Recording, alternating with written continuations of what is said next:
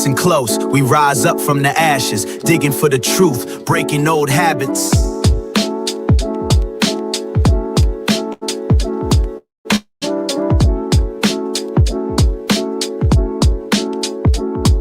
We marching with the nesters, they laid the foundation, passed down revelation, sparked our motivation in a world of facades. We peeling back the layers, truth is the weapon that cuts through all the fakers, phonies in our chest.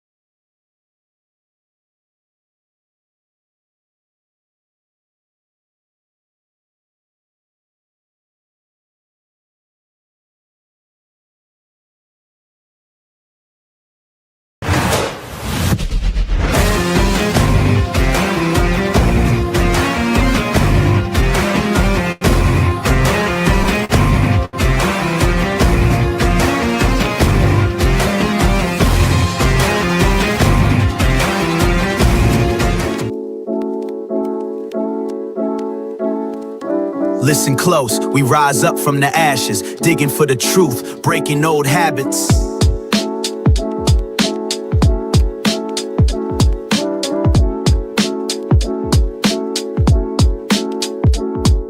We marching with the nesters, they laid the foundation, passed down revelation, sparked our motivation in a world of facades. We peeling back the layers, truth is the weapon that cuts through all the fakers, phonies in our chest, reborn from deception, eyes wide open, no room for misdirection. Every step we take, we honor the connection between past and present, forging our resurrection.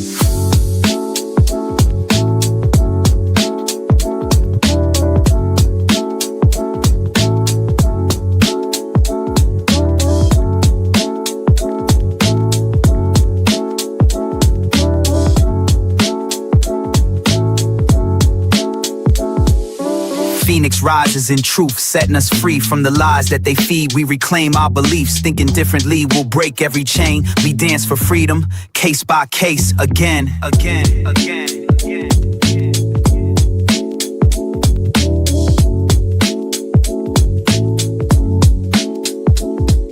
We cultivate vision, planting seeds of awareness, challenge the narrative, break out of the harness, digging deep for knowledge, unearthing the hidden. Our minds are the soil where the future is written, no longer confined by the scripts they prescribe. We write our own story, let the real one subscribe. One voice becomes many, together we rally. Freedom's not a concept, it's a move and a tally.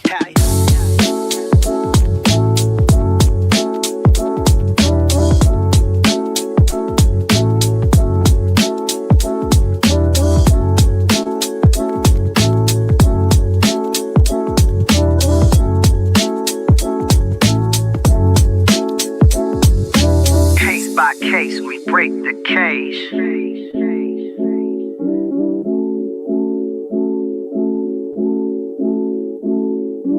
Thought by thought, we shift the stage.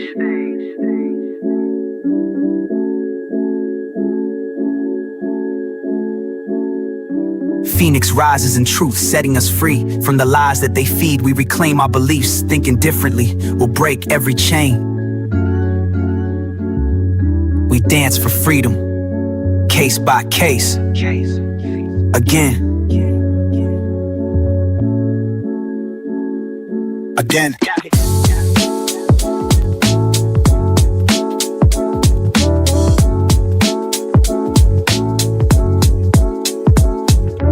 Rise up.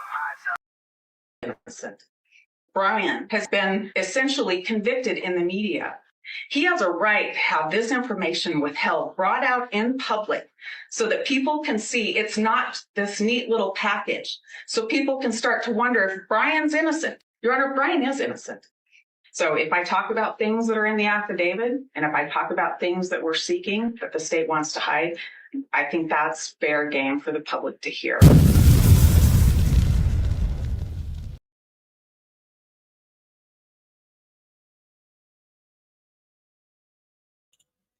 Hello, welcome this morning. I hope you all are doing fan-freaking-tastic on this Monday, new month, November 3rd, 2025. And I will tell you, I am so excited for this month, y'all. As busy as I am going to be, I will still be doing my streaming. So I have had such an amazing, successful ride since I came to YouTube. I'm going to admit, I'm addicted. I can't give you guys up. I'm going to be here at 11 and at 3:45 every single day. If anything changes, I will let you know ASAP. Believe me, I work my schedule around so that I can squeeze y'all in because our community has just been so amazing. Let me just say, Critic Rick, you are always here so early. And I know there was a little time schedule issue with the daylight savings time. I reset my computer, not knowing that it said 11 p.m., as in late tonight. It was actually 11 a.m. now. But I appreciate you being here so early. Lulu Bell said, go back to sleep, wake up tomorrow, and come back. I love it. Hello, you guys both deserve cookies. How about some of those rice cake cookies? That'll be a little bit better for you. Hey, Lulu Bell, welcome. Good to see you. You guys are so hilarious. I had no sound, fix the sound. I'm glad I'm back. Go back to sleep and wake up, and then that's the right time. Oh my gosh, get this, okay? November, new month, November, new music, new vibe, new theme. And one thing I really want to do is talk about this.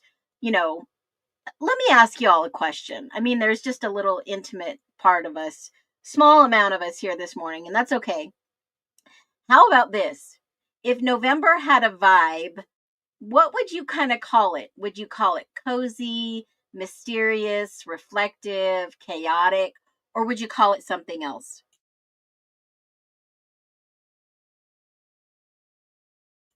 I mean, in my humble opinion, I would probably call it, gosh, that's a hard one. I would say maybe a little reflective because it is the end of the year. Mysterious, nah, Halloween's kind of over. I would probably say cozy, but yet reflective. You know, enjoying the vibe of November before the end of the year comes in December. For me personally, between, the middle of, I know, I would say actually the first week of November all the way till after Christmas, very chaotic, but reflective, but yet cozy. And I think that's the vibe I would probably have to go with this year. Because if you think about it, November, I mean, we're college ball. We college ball house. My husband loves college ball. Some people enjoy the food, the family, the football, and some people just like to avoid people, right? I'm not gonna lie. Lisa says, Haley says, I want it to be comfortable. Lisa says, I just hopped on here and sat down for lunch. Well, welcome to the nest for lunch. Mind numbing November.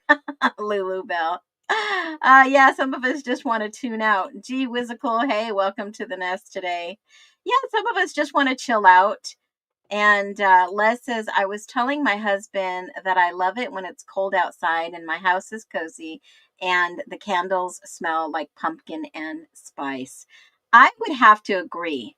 Even if you don't have any candles that smell like pumpkin and spice, you can put a little pan of water on to boil, add some pumpkin spice and a cinnamon stick, and your house will smell amazing.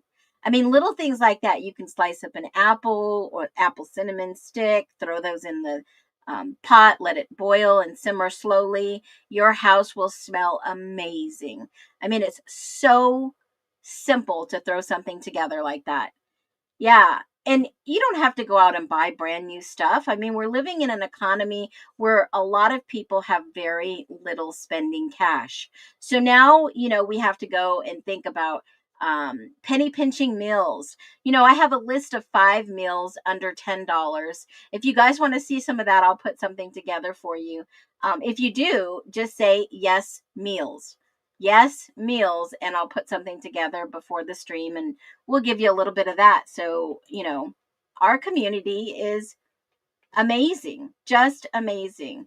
There is I mean, y'all, I have to bring this to you. It's like, I'm going to start this off in the stream and I might have a story here and there. Yeah, you can get candles from the dollar store. Absolutely. Absolutely. There is nothing wrong with grabbing a quick dollar candle. And, there's a lot of good things that you can find at the dollar store, guys. I mean, I found a bunch of things not too long ago. And, making my own cards, stickers, Shadow Ghost, welcome, welcome. There are so many things. Now, I want to start out this stream on a positive note. But some of the things that we talk about go right into the negative vibes. But we're going to be as, mindful as we can. And here's a really good question. We all set goals. And if you're setting a goal for yourself this month, name a goal that you want to set. Is it personal? Is it fun? Or is it totally random? Well, mine's personal. And, I've had a really struggle in the last, since COVID with my health, some autoimmune issues.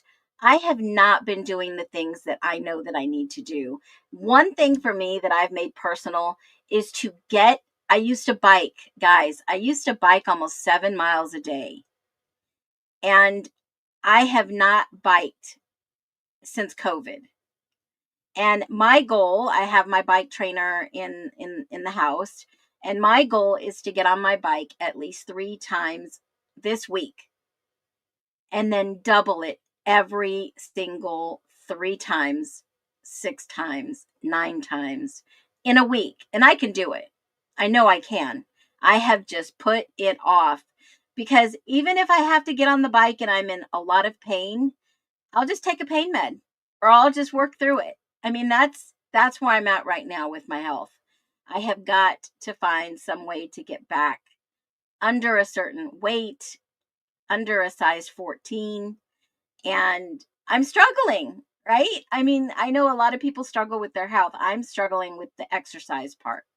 So if I exercise, I get inflamed, it becomes painful, and it's like a broken record here. I mean, I could tell you all about it. I love to bike. I love to get outside and go biking in this weather, but I haven't been able to do it for a long time. So that's something that I'm setting a personal goal for myself. I don't have a problem. I don't, eat a lot of sugar. I drink a lot of water. I don't drink sodas. There's some things that, once in a while I will drink a soda if I'm out to dinner or something. But pick something that's fun for you, one goal that you're setting. And Les just basically said she's going to drink more water. Okay, I know you can. I know you can do it. You need motivation. Okay, Rebecca, we'll give you some positive motivation. It's so important for you to do it yourself. And yes, we all can do this. Consistency is key. So I have my calendar up. I have 3 days circled this week. I have 6 days circled next week.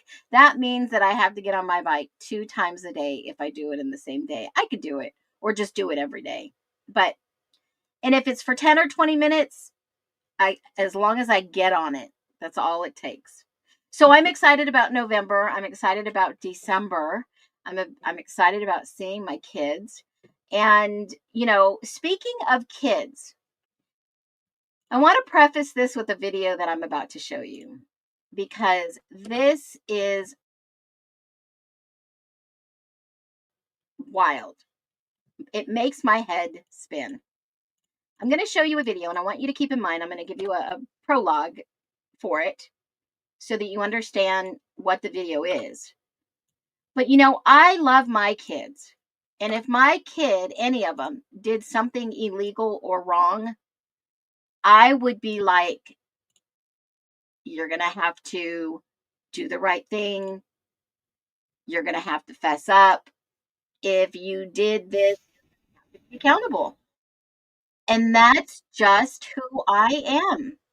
And it's okay. It's not like I'm betraying my kids. No, I've hopefully instilled right from wrong. I mean, think about it. If you have an adult child right now, or let's just say a teen, would it be okay for them to do something illegal and you not to give a crap? Is that okay with you?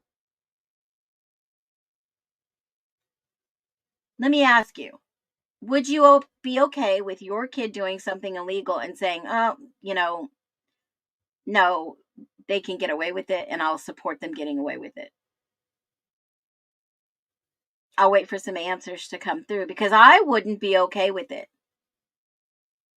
If my kid did something really awful and bad, I would be like, look, you're going to have to learn your lesson. Have to make a decision, and you're just going to have to face the Pied Piper, and whatever you want to say, you're going to have to face it. You did it. You're going to have to be responsible, and that's just the way it's going to go.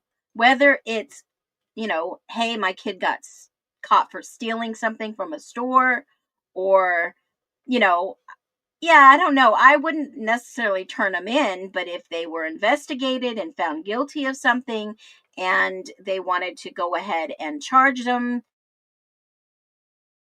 then yeah, they're going to have to be held accountable, responsible as a human being, especially if they did something to harm someone else. And, I'm not going to say, oh, if it was me on the spot, then yeah, I would definitely say you had to be accountable. So let me preface this. There is a kid. He so badly assaulted one girl that she needed surgery on her neck. According to the girl, this guy repeatedly raped her, strangled her if she refused him. The girl was about 30 seconds from being killed, according to the doctor. Despite the horrific details, I'm going to play the video and tell you the rest of the story. Despite the horrific details. So, okay. You're what? They're in the car. Well, okay, it's fine. It's not locked or anything, is it? Okay. So, can you tell him what you just told me, or? Yeah, so we're here, we're obviously going to place you under arrest. There's a warrant for your arrest. We're going to take you to the jail. I told your mom that she can contact a bondsman, and you shouldn't be very long, but there just is a process for paperwork and stuff. But right now you do have to come with us, and I do have to put you in handcuffs, so turn around for me. You have to put him in handcuffs? You know what the way is. It's okay. Yeah. I'll get you out. For me? All right.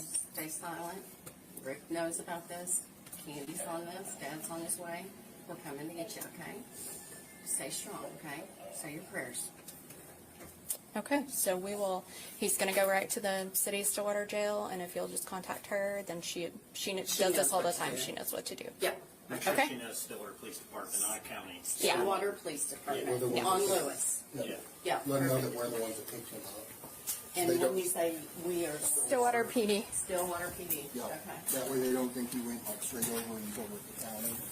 Positive experience with the child. Patch down the spread. Now, have any of you heard about this case? Anyone? So this kid, okay, despite repeatedly raping and strangled a girl if she refused him. The girl was about 30 seconds from being killed, according to a doctor. And despite the horrible, horrific details, Butler, who was facing nearly 80 years behind bars, this kid, avoided all jail time because they charged him as a youthful offender. Now, get this. His father is a former football director at the Oklahoma State University, according to Oklahoma Watch. Yes, folks, this is right out of the news.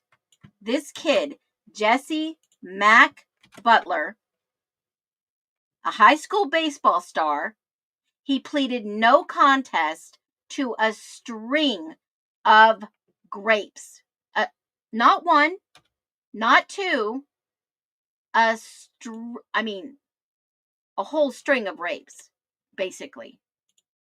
You know, I want to be very careful. I don't know what I'm allowed to say here on YouTube. I know some things are a topic that are taboo, but this high school baseball star pleaded no contest to a string of rapes, walks free, sparking an outrage from parents, lawmakers, etc. 18 years old. Escaped jail time last week on attacks of two 16-year-old girls in early 2024. Now, this is the point I want to make. His dad, because his dad was well known, and because of the fact he avoided prison after these charges, they got him charged as a youthful offender and sentenced him to counseling. Now, mind you, folks, these are the only two girls that were made public. How many other victims were there in regards to this case? It's all over the news right now. Last week, all over the news. He was facing nearly 80 years behind bars if convicted. He was 17 when he was arrested, but he just turned 18. He was slapped with 10 felony counts: rape, attempted rape, sexual battery, and assault. And this is my point. A slap on the hand and a little bit of counseling is not going to change his behavior.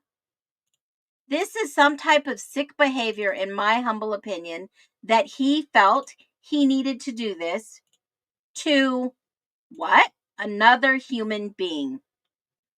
And this girl is in recovery. Just walked free, scot-free. Now, I want to watch the video again in case a lot of you just joined us and are like, what is she talking about? Watch the mom's reaction to all this. This blew my mind.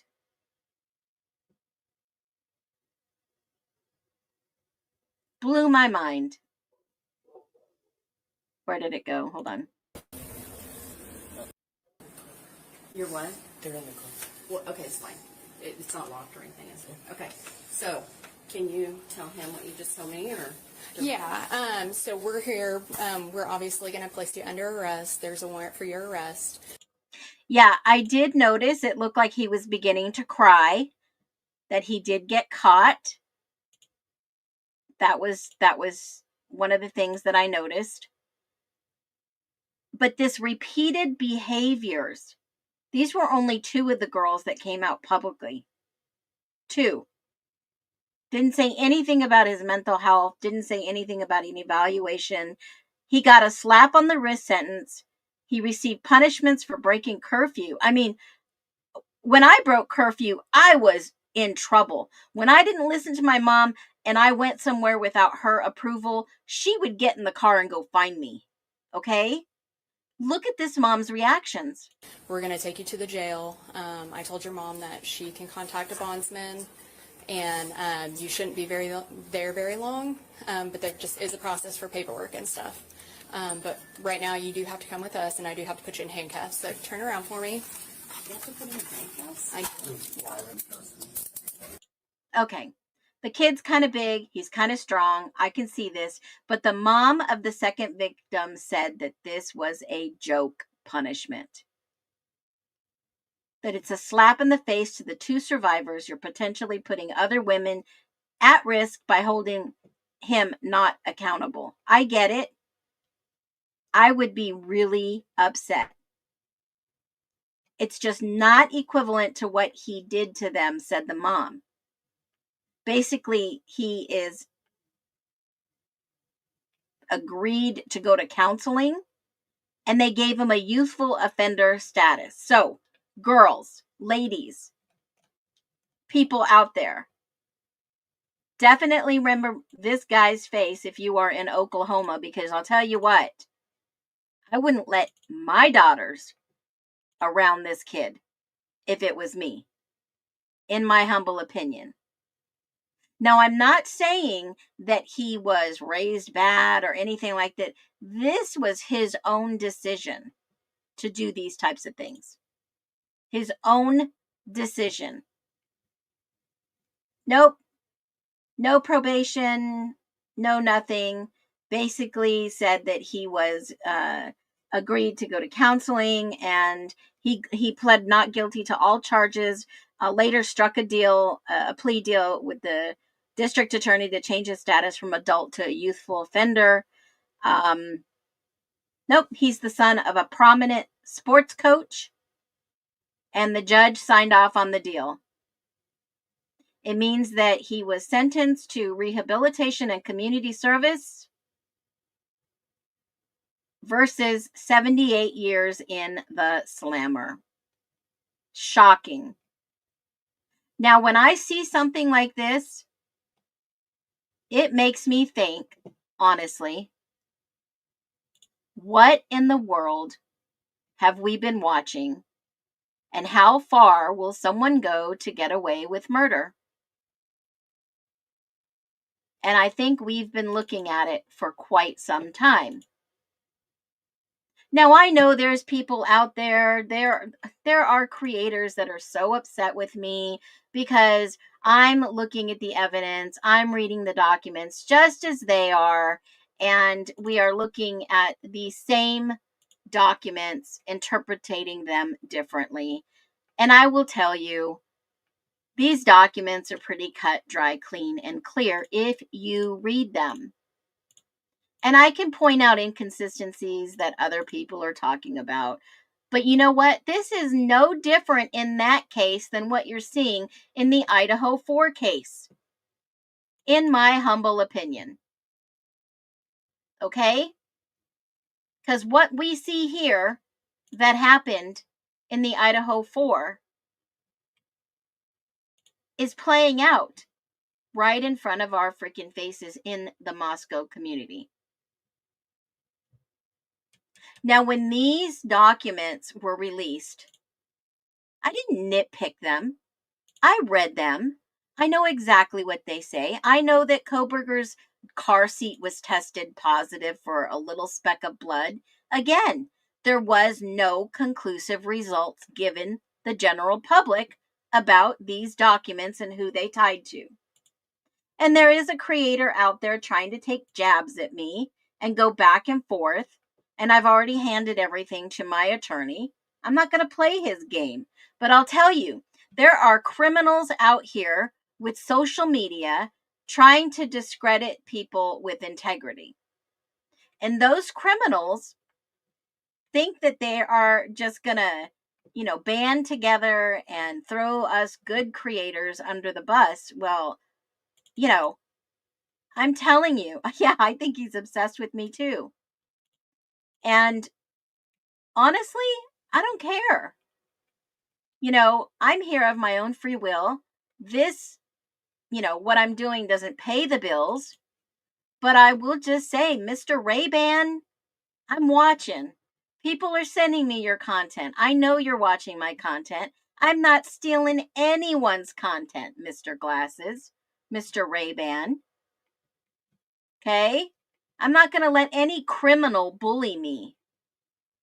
And I will always stand up for myself. So when you see something like this on a creator's page that are filling in the blanks that have no backup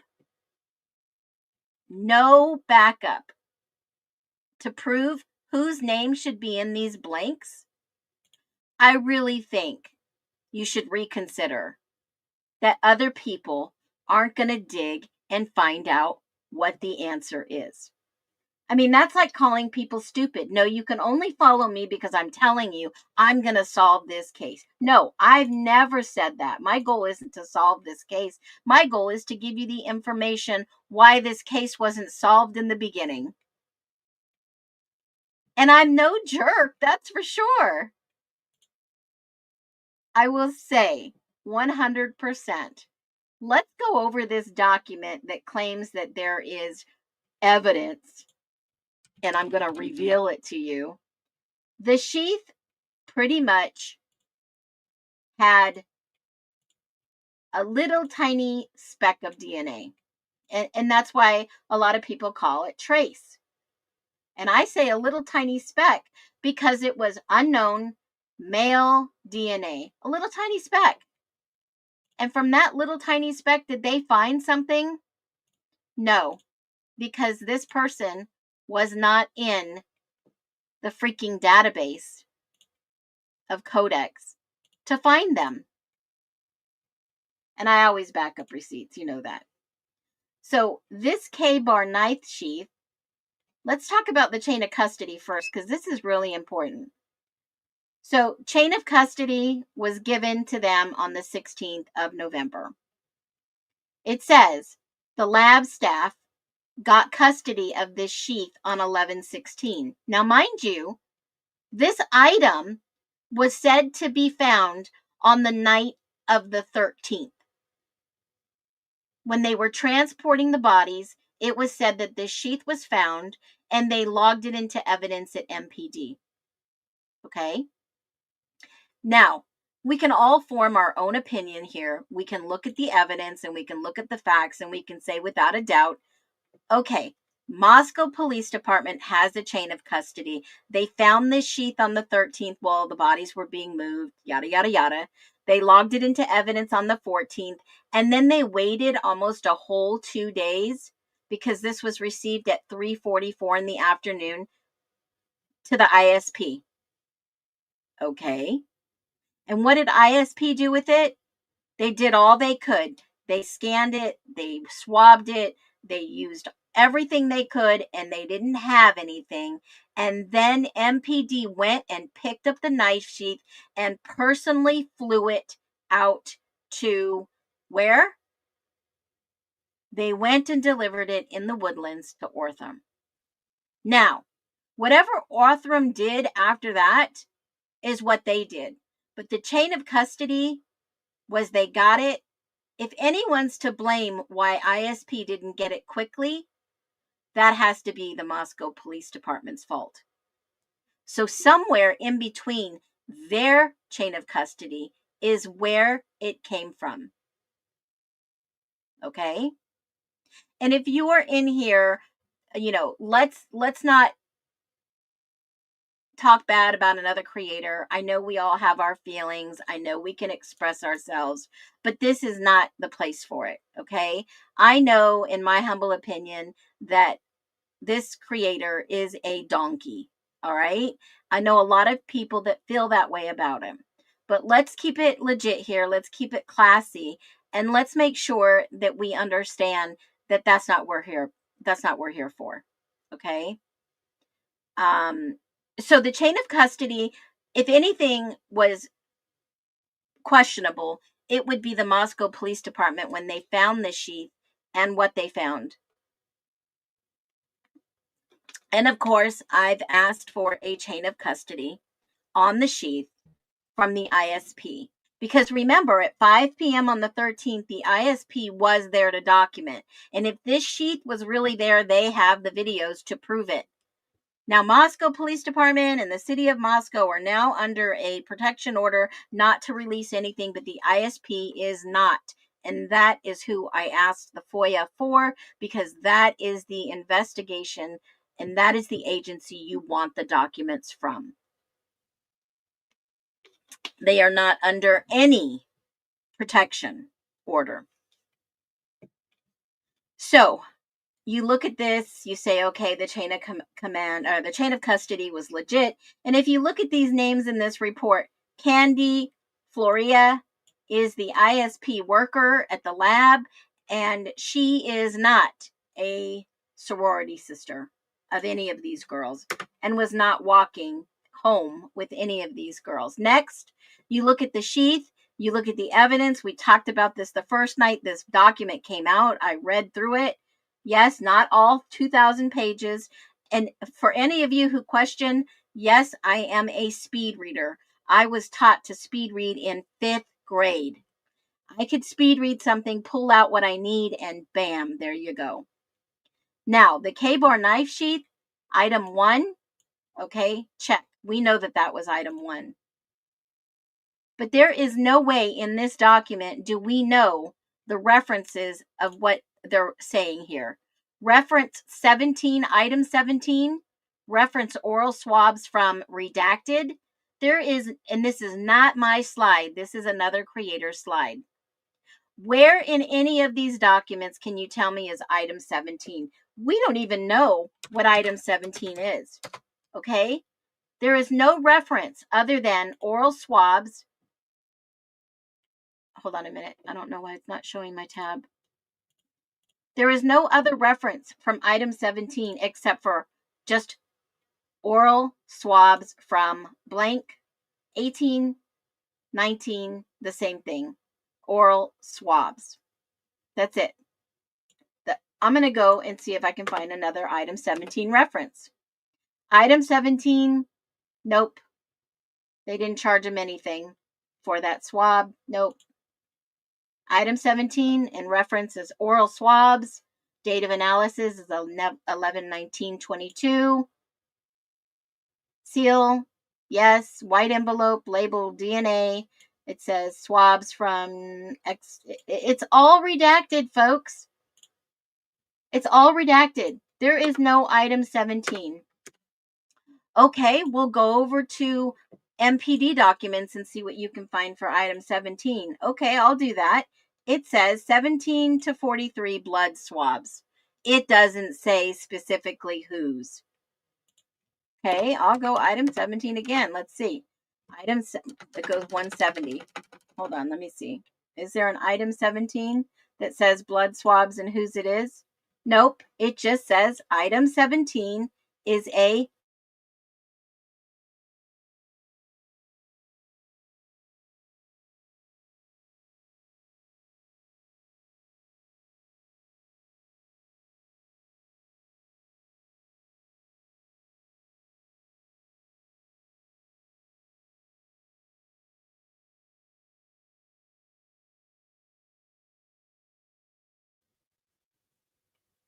hello?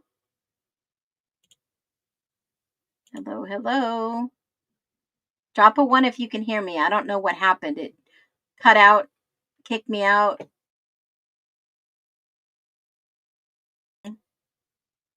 Testing. Okay, so you can hear me. Well, that was weird. Kicked me out. So item 17 just says blood swab. That's all it says. Blood swab. Blood swab. It doesn't give a name who was assigned it to.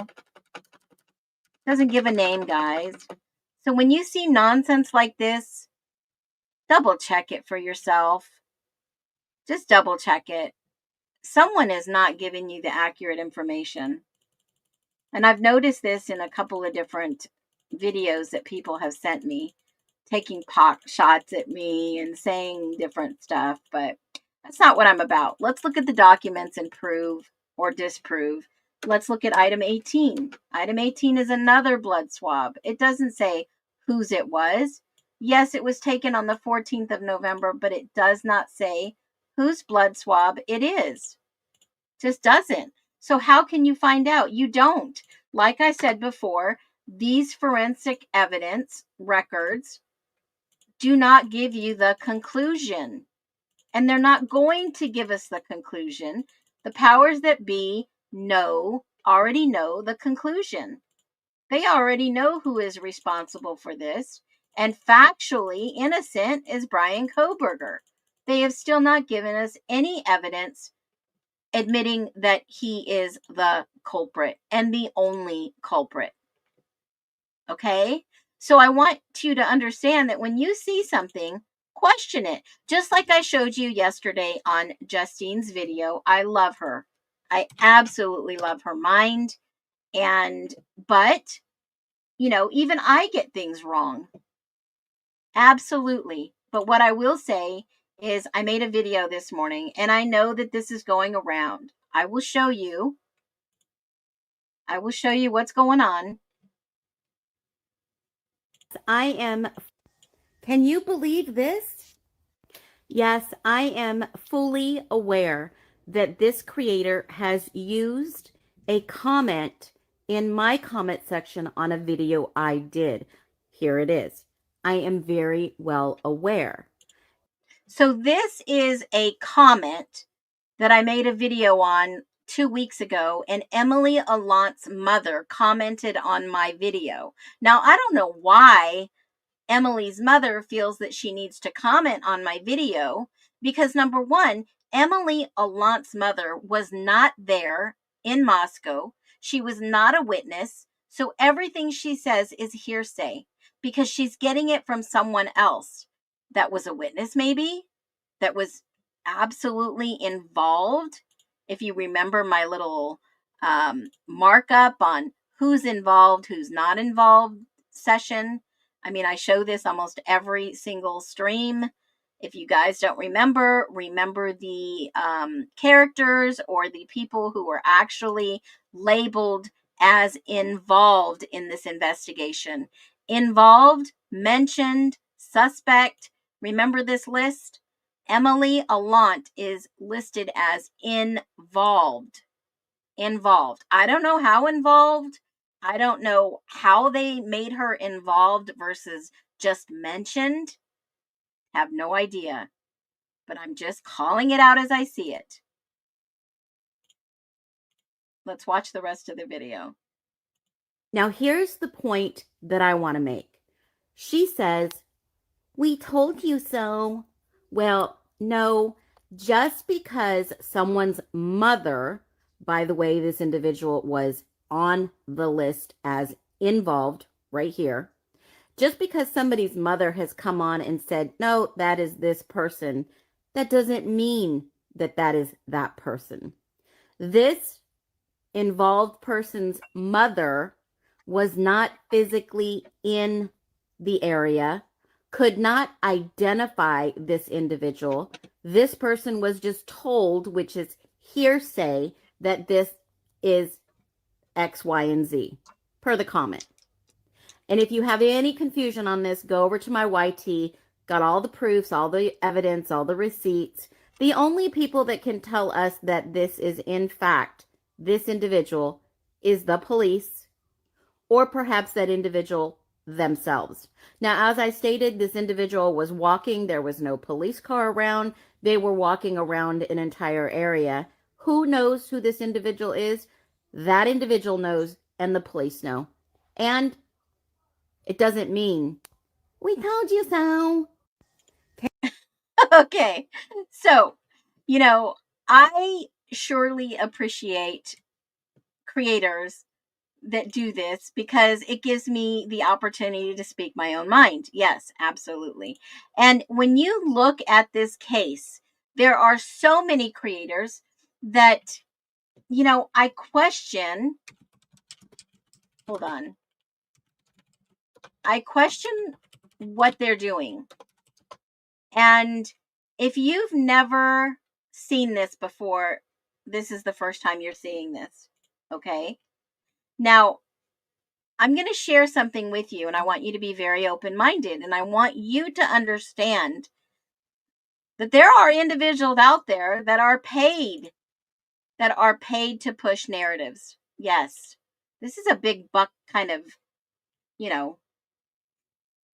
industry, I should say. And this is just one of them that I have found over the last, I don't know, year and a half, 2 years, almost 3 years. They're wrong. Yeah, Les, they are. There is a company called Crime Scene Collective. Crime Scene Collective basically will tell you what they do. Their mission is basically to cultivate network of social media influencers, mainstream and independent media outlets, and publications to connect with a nationwide audience. We share an unfiltered message that assists families with either pursuing justice or recovering missing persons in the U.S. Okay? Grab your popcorn, grab it. These media outlets include individuals and professionals who specialize in breaking news and true crime from every major channel available in the market, including TikTok, YouTube, Instagram, Facebook, mainstream independent media, and podcasters across the network. Our reach exceeds millions of viewers interested in true crime and missing persons. Now, this is probably not the stream you thought you were going to get into today, but I'm telling you, this is truthful. It is out there, and I am showing you the signs to recognize. Okay? How do they do this? They go to families who have been unjustly or unjust in the court system, and they go and they get involved in active cases to try to persuade the population, like you and me, into thinking someone is guilty when in fact they're not, because they're trying to hide the truth. This is in fact influencing at the finest form to destroy our justice system, to put innocent people in jail to protect their own interest, like maybe their own children, adult children, kind of like what you saw in the video I just showed you about the young kid who got a plea deal, and instead of spending 80 years in prison for his acts, he got away with what? Counseling? Okay. So what do? They assist in making a story like the IDAHO4 coexist on social media in the form of entertainment / networking. Okay? That's how they begin. They go out and they seek real cases to do some type of funky business behind the scenes and in front of our faces, allegedly to sway the public. That's what happens. Then they get their little cronies within this collective, who, by the way, I have got facts and evidence to show you who's involved in this crime scene collective, but that's not my goal for today to show you. But I'm just saying they are out there and they exist, and they go out and they go to other creators that are independent, true creators, and try to discredit them so that they can push their agenda and their narrative onto innocent people of the public that believe them, that don't question them.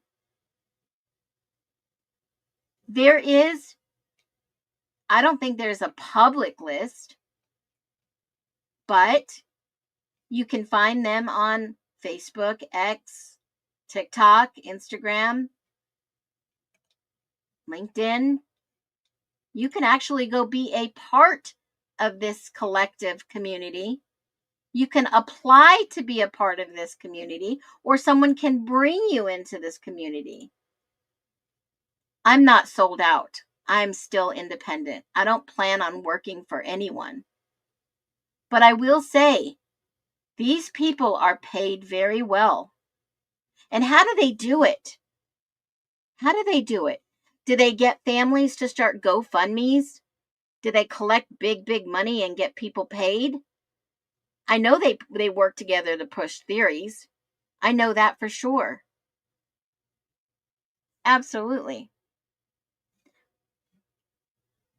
You can go do your own research and start looking for these people. They have private Facebook groups on cases. They have a TikTok sharing information, not even truthful information. And this is what our society has come to. Are they pushing the narrative to have no justice? I don't know. But it's disgusting behavior. And if you're part of this, it's just as worse. But they do, my friends, they do have a GoFundMe for this collective support fund. Okay? They do. They collect money in different ways. They are in Nashville, Tennessee. And it is an organization that gets social media influencers, mainstream independent media outlets to publish, to connect to a nationwide audience. And they do it in the pursuit of justice. So who in the world would contact them to pursue justice in a crime case? Who do you think? If you're not getting the truthful outcome in a court system, do you reach out to somebody like this to push the agenda? Is somebody hired them in the IDAHO4? I don't know. But it feels that way to me. And who would have done this? Who would have done this? I just hope that justice will be served in this case and the true perpetrators will be found out ASAP. Now, I know everyone has been telling me there was a video last night on the YT with Steve G, since somebody brought up his name.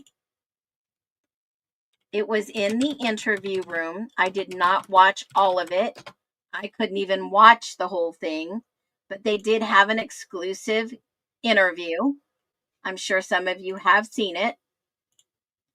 And it is Steve and Christy talking about the IDAHO4.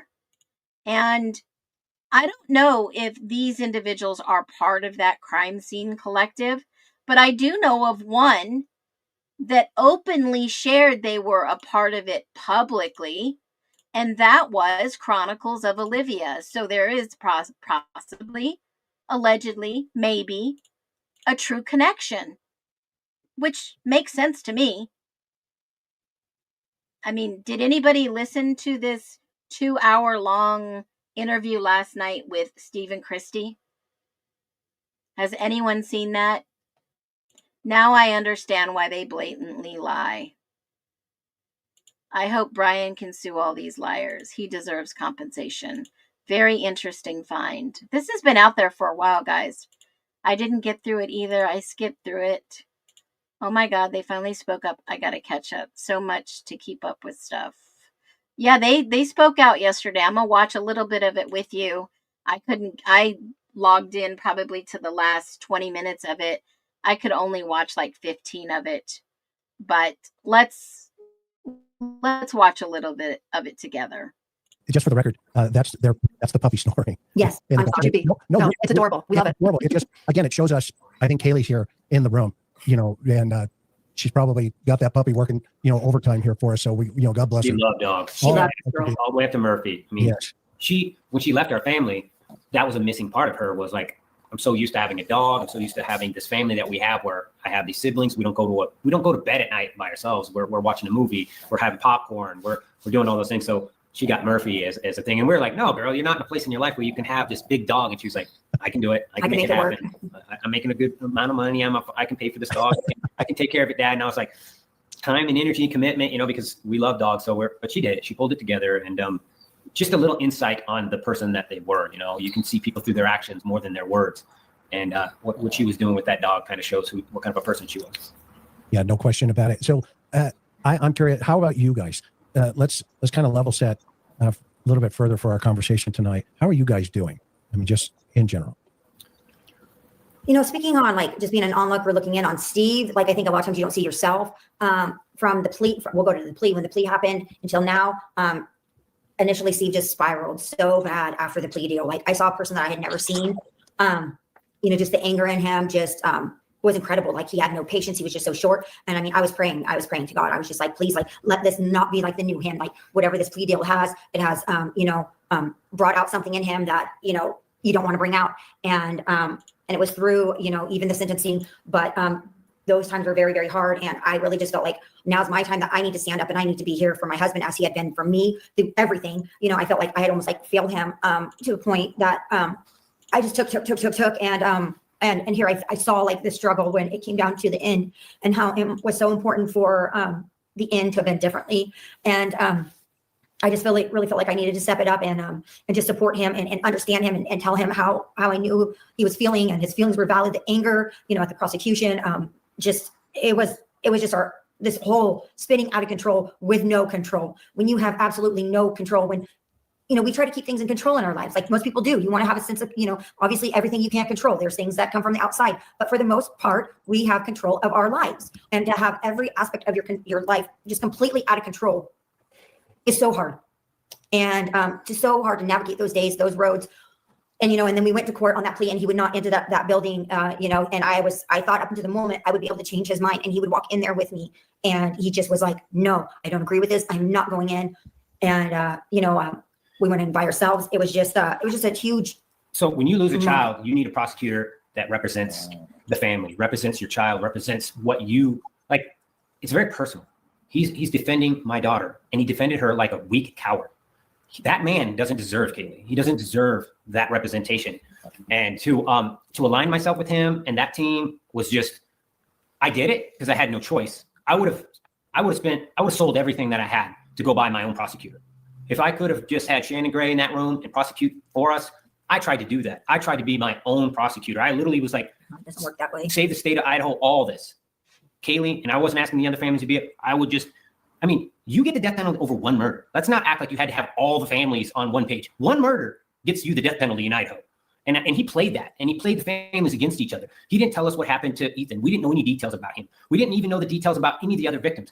So to have the totality, to ask us to go forward and say, do you want to make a plea deal, and not give us the totality, not give us the common respect of what this individual did, just showed me what a low character man this was. This prosecutor was such a low character person that he was going to subdivide us and put us in silos and then ask us to make a decision that literally held him accountable for everything he did without the facts of everything he did. He purposely lied to us. He purposely manipulated us. And that was unacceptable for me. And I let him know that. That man knows where I stand. Okay. Is he talking about Bill Thompson? Does anybody think he's talking about Bill Thompson? Because how in the world did he have communication with Brian Koberger? Didn't even know the details about any of the other victims. So to have the totality, to ask us to go forward and say, do you want to make a plea deal, and not give us the totality, not give us the common respect of what this individual did, just showed me what a low character man this was. This prosecutor was such a low character person that he was going to subdivide us. Okay. I just caught on. He said that prosecutor. I didn't hear that before. In silos, and then ask us to make a decision that literally held him accountable for everything he did without the facts of everything he did. He purposely lied to us. He purposely manipulated us. And that was unacceptable for me. And I let him know that. That man knows where I stand. And it put me in a spiral. It put me in an anger-filled spiral because I had somebody who manipulated all the families and got what he wanted, which was the weakest way to deal with this killer. He didn't stand up to a bully. He caved into him. He negotiated with him. He asked him for terms. He took all the strength that he could have had and he gave it away, and he groveled. He got on his knees. He begged for this guy to literally do this plea deal. And it's disgusting. And he just let us down. Now, I had to stop it because I understand that this man is upset, angry, frustrated, disappointed, disillusioned with the justice system. But honestly, does he really honestly believe that Brian Kohberger is guilty? With all the factual evidence that has come out, the forensic evidence that has come out, does this man still live under the umbrella that Brian Kohberger is guilty?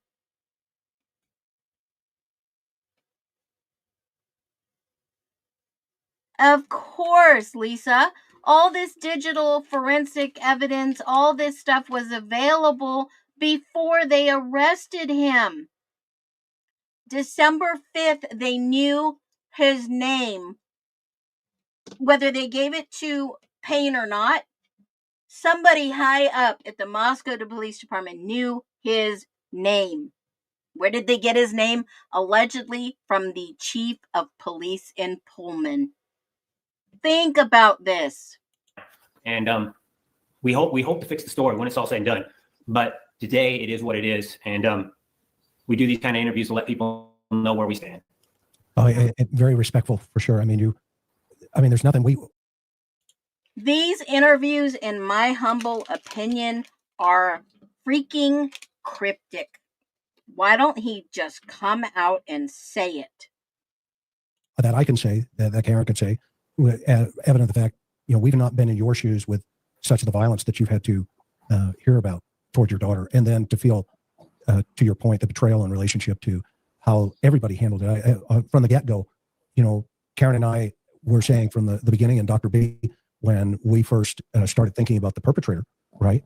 We thought, okay, well, this guy's going to be, whatever he was. Okay? And it turned out, that we were correct. And then you get a DA, who stands in there and, right after the problem, he's on a media tour with huge smiles on their faces here, as an example. He's crying in the courtroom. And then, of course, you had that emotion, coming from the judge simultaneously. And I have to be honest with you, in my experience in the justice system, I'd never seen anything like it, ever. And I think in the fact that you are defending your daughter, starting with the first round fired from Olivia, and the way she carried herself for your family, but in totality, the way your whole family has carried yourself, and quite frankly, other family members, of course, from the other victims. Okay. But now we're into reality here. The cameras have faded. The holidays are coming. The birthday just went past. Okay. And everybody's going, okay, well, what's the next case? Well, guess what? There is no next case for Steve and Christy and Ethan's parents and Maddie's parents and Xana's parents. There is no next case. It is this case. Okay? And it will forever be this way. And my personal opinion is the system through the district attorney's office and the school, where they treated you incorrectly and disrespectful as a family of a violent victim of a violent crime. Gary, what say you? Chime in here. Well, I've been gathering a lot of thoughts as I'm listening to all of this.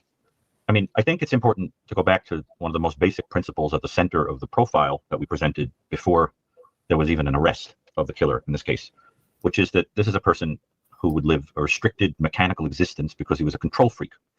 And that kind of person would be frustrated that there was one thing in the world that he couldn't reduce to a science, which is how to get people to like him, to pay attention to him and like him and find him attractive and interesting, and became increasingly furious at women about that and their power and so forth. And I think the trouble is that everything that happened with him in the legal case colluded with the process of giving him a way of asserting control and feeling that the whole world was paying attention to him. And it's unfortunate that the people that were involved in that matter didn't take into consideration that you didn't want to reward anything that he did by giving him that. That's what was so beautiful about Olivia getting up and slamming him, because having a young, gifted, intelligent, attractive woman knock him like that reset the control game and basically said, even now, you're not getting it. You're not getting it. Sorry. And I think it's what if she hadn't done it? Then where would the control lie right now? So I think that it's very beautiful that she got up and did that. And I think by doing that, she gave a voice to precisely who it is that this killer was trying to snuff out in the world. And I think in addition to that, I'd like to hear if you guys agree with this, but I think even now you see these pathetic attempts to still control everything, to be the center of attention, to manipulate. And it's all one big giant domination and control game. And I like that you guys say, absolutely not. It's never going to happen. And Chris, Karen, do you see what I mean about this control game that's still be going on? I mean, Christy, Steve, doesn't it feel that way? Yes. And we're so over it. We're just so over it. Hearing them complain about, I want to be moved to this other cell, like literally requesting to be moved to another cell, or denying just recently our restitution. Okay, is it really about money? Everybody knows he's never going to pay a single dime. So why do they care if that's like the most astronomical number in the world? What if it's $1 million?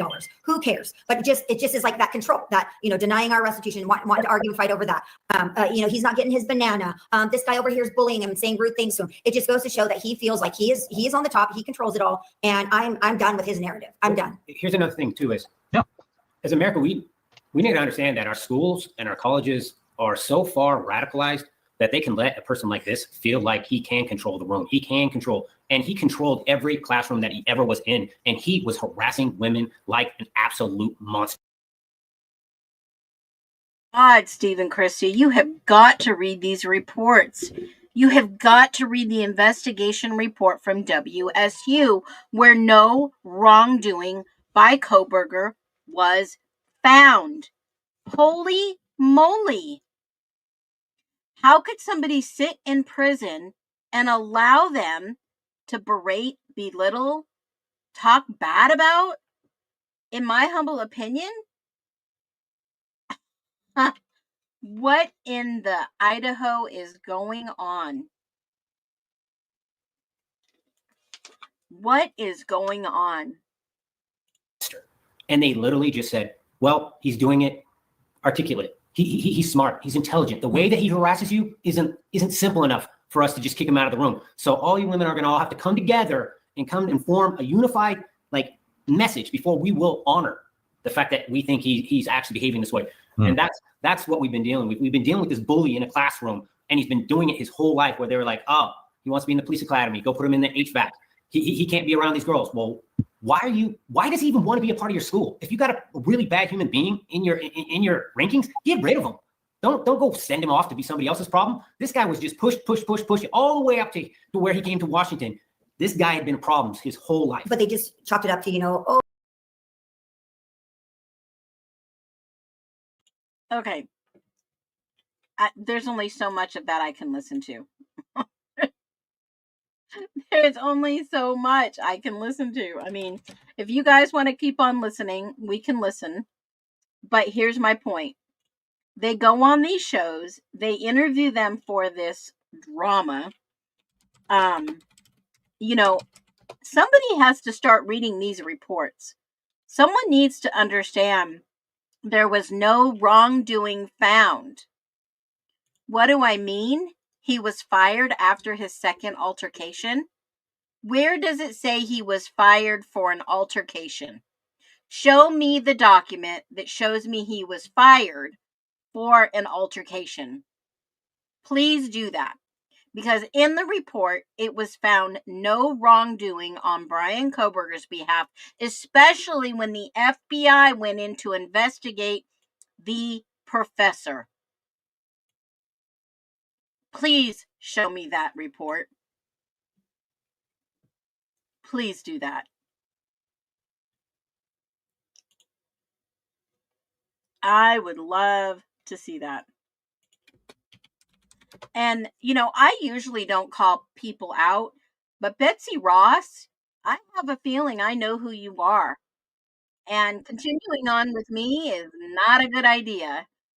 Yeah, I can block you, send you to ban hell or whatever, but coming here and instigating other people is exactly the type of creators or non-creators that are out there involved, especially after what I just talked about. It makes me sad to see a lot of these type of interviews that the people that are reading the documents and looking at these reports that are knowledgeable, and then seeing a type of interview like this, it's almost as if these three individuals are taking advantage of these other two individuals. Like he said, there's no next simple, case next for these guys. but there is for these other three. I mean, if you think about it, who's taking advantage of whom? These three obviously have been reading reports. They know, but they have them on their shows. And do I think that Christy and Steve have time to read all these reports? No. I mean, they're busy living their lives, doing whatever they need to. The last thing they want to be inundated with is a 2,300 page plus report and having to go through them. Okay? And the most credible thing that they could do for these two individuals who have lost their loved one is educate them, read the reports, inform them. Do you think that Steve and Christy have anyone in their corner reading these reports and telling them, Christy, Steve, you've been had? Allegedly, in my humble opinion. Do you believe that there is somebody advocating for Christy and Steve other than their attorney? I mean, if you think about it, yeah, there were almost 2,000 people in that chat last night. It's got to be for the collective. I mean, I'll fast forward it into another portion that I earmarked, and let's listen to this. Just in case, because we have DNA here and they hadn't tested it yet, can we use it all? Can we use all the sample? Okay. And rather than the cop saying, like a case agent, okay, where we would get together in our experience and say, hey, Captain, Lieutenant, whatever my bosses, hey, here's where we are with this investigation. Okay. We wouldn't pick up the phone and call the DA and say, hey, we need your permission to run a lab, to get, to burn up some DNA at a lab. Okay. No, that's out of his lane. That's not his lane. Okay. And he tied himself into it because later on, he was only worried about how that was going to look in court. So they're talking about the DNA. They're talking about getting the knife sheath, okay, and testing that for DNA. They wanted to consume all of it. And I put a little diagram together. I'm going to show you. They wanted to consume all of the DNA on this little button strap. And if they did one swab, they would take it all off. Okay. Now, he's basically saying that decisions were made where those didn't have the authority to make those decisions. But let me talk about something else for a minute. I'm going to insert this right here because this goes along the same exact lines as this freaking jacket we reviewed yesterday. If you didn't see that video that we did live, we talked about the jacket for who knows whose jacket this was. We still don't know. No one's fessed up to it. It could have been the new roommate that was moving in that hadn't officially moved in. But there was no blood tested on this jacket. But keep in mind, there were email trails. Yes, folks, there were email trails of saying that, wrong item. Hold on. There were emails basically saying back and forth, hey, by the way, and you could look at the dates right here. Hey, this, no, this isn't the, gosh, why am I having a hard time today? There were emails going back and forth from the lab manager to another detective. The detective pulled the jacket out, sprayed it. Here it is. Sprayed the jacket with a chemical that may or may not have possibly known later on that when they tested the jacket for blood, it would come up negative. Hey, by the way, I sprayed it with this X, Y, and Z. Whoops. Oh my gosh. Did anybody look into that? So Detective Talbot was the one that said, oh, by the way, we sprayed a chemical on it, and unfortunately, it may not test the way you want because we sprayed a chemical that would hide it, basically, in my humble opinion. Okay? If you guys didn't read that, you need to go back and read these documents. That is huge. It possibly could have been blood. Then one detective sprays something on it, and then they find out that, oh my gosh, why would they do something like that? So it would test negative at a later date? Why would somebody do that? To thwart the case, allegedly? To make sure that no evidence on that jacket was found? Because it was still, something was located on the jacket zipper. So don't tell me this is not some cover up to collusion. Some bio stain was on the jacket. That alone, along with the blood that was located in the apartment on Queen Road, should have indicated someone else was involved. Someone else should have been involved. Now, the document that I was looking for is right here. This is the request that they gave for the actual testing. And it says, verbatim, green and pink jacket, which tested presumptive positive for proteins, which luminized using Blue Star, area which luminized was front zipper. Please test for blood.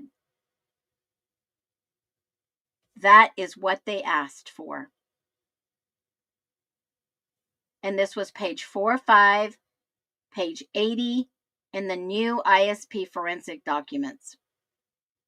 They asked for a general biology screen. There was so many subjects in this document. And I read them the other day, 23 something people along with Brian Koberger. And what did it come back? Candy Fioria was going to be on the witness list for Brian Koberger.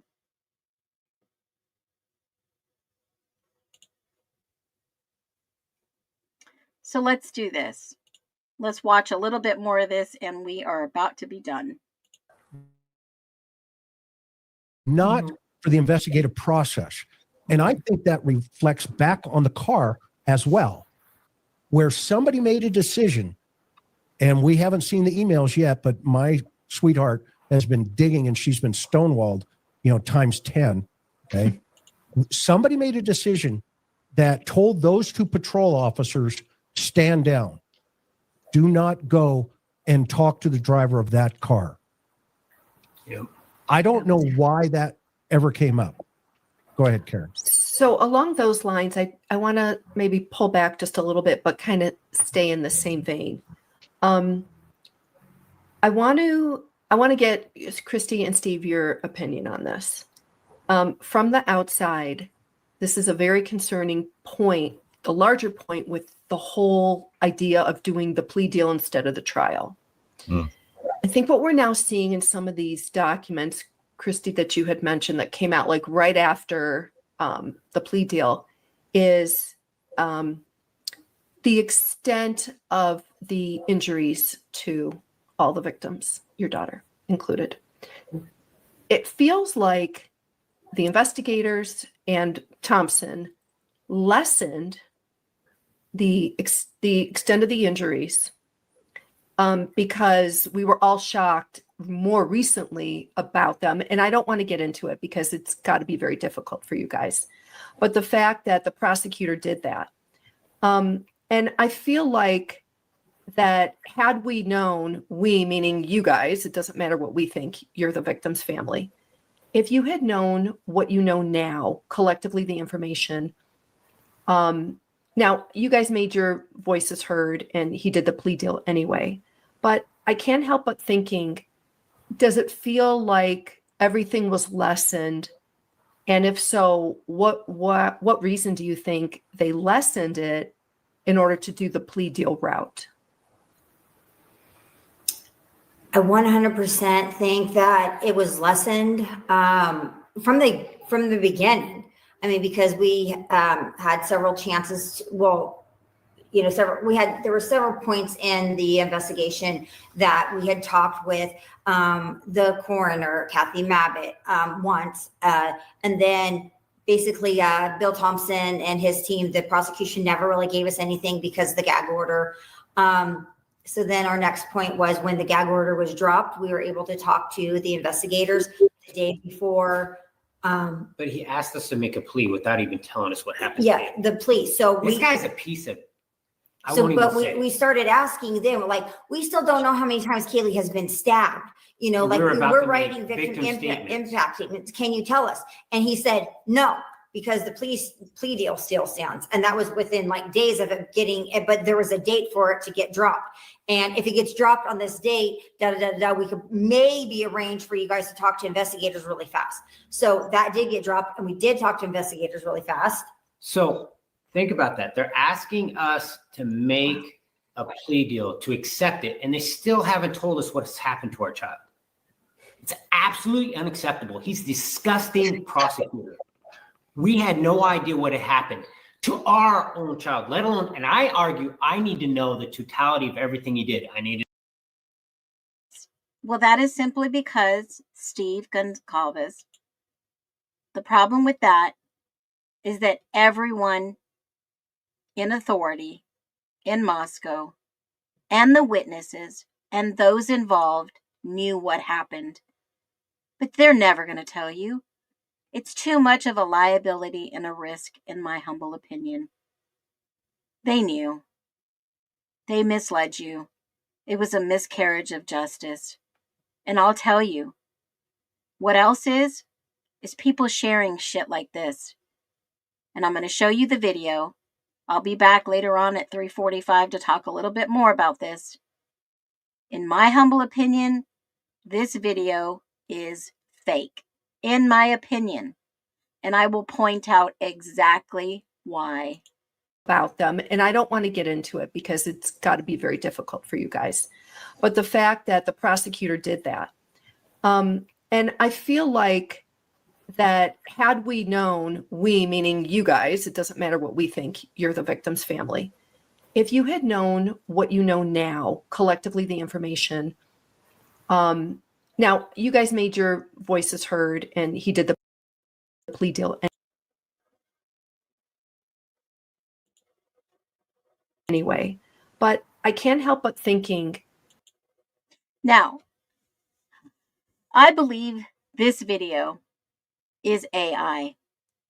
What are your thoughts? Drop them below and let's talk about it at 3:45. I'm going to show you all the details and why that's true. Be well.